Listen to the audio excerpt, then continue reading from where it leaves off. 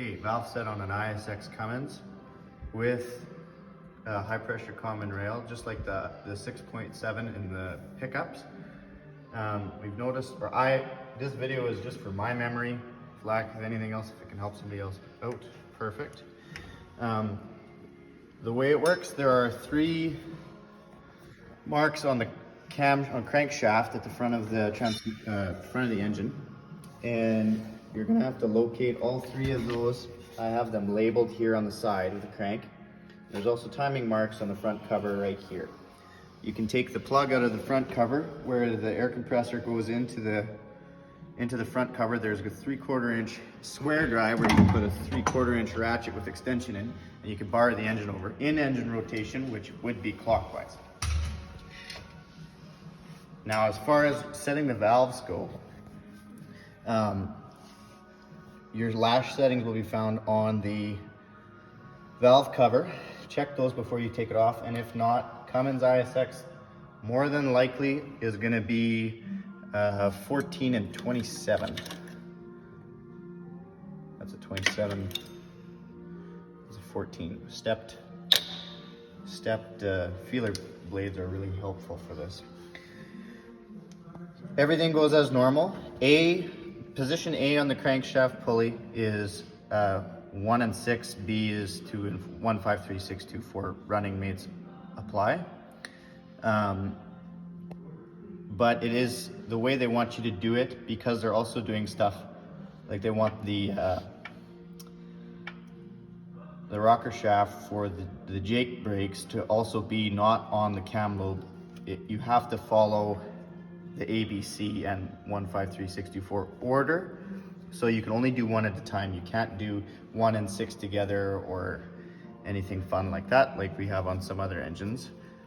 I think I might be saying that wrong, but so you start off with at position A on the crank. Check your rockers. Are they both free or are they on overlap? Check that first. If both of your rockers are free on one at A, you can start regular set valves here, no big deal. The thing that I was having a hard time understanding this time on this one, because I haven't done one in a while, is the running clearance on the Jake adjustment.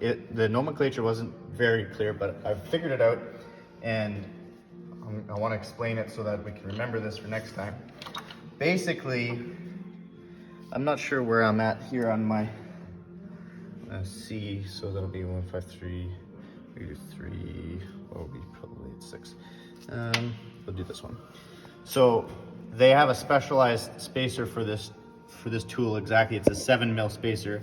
I'm cheating and I'm using a 7mm Allen key, and shove her in there with the rocker all the way pressed back up against the cam.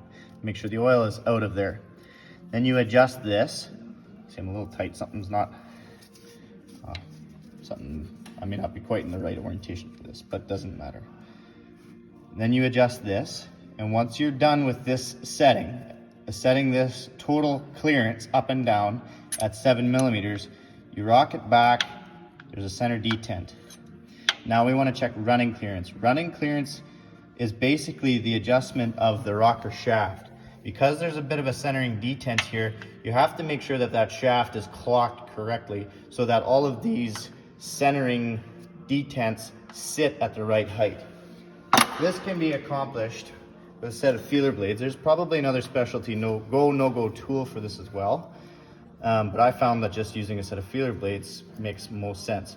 The spec is somewhere between 25 and 110 thousandths of an inch. So I have a 25 thou feeler blade to start. You check, yeah, that one's good. It fits in there, no problem. We got some space. And then I have the rest of the stack will add up to that 110. And then all I do is I push the rocker back, collapse it on top of the feeler blade set that you've created, and then just watch as it comes out. There, it moved a very little bit.